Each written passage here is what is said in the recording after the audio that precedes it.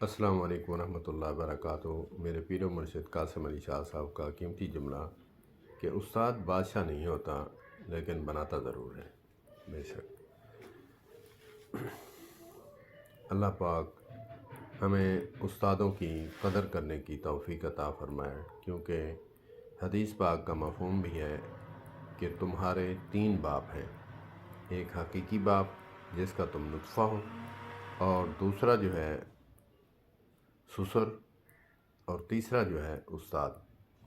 اس کی ترتیب کا میرے ذہن میں نہیں آ رہا کہ پہلے سسر ہے یا پھر پہلے استاد ہے۔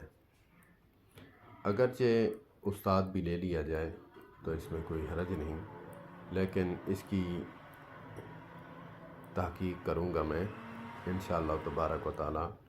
بہرکیف حدیث پاک کا مفہوم ہے کہ تمہارے 3 باپ ہیں، ایک حقیقی باپ جس کا تم نطفہ ہو، اور دوسرا جو ہے استاد یا سسر، اور تیسرا جو ہے تمہارا استاد۔ اللہ پاک ہمیں استادوں کی قدر کرنے کی توفیق عطا فرمائے۔ والسلام علیکم ورحمۃ اللہ۔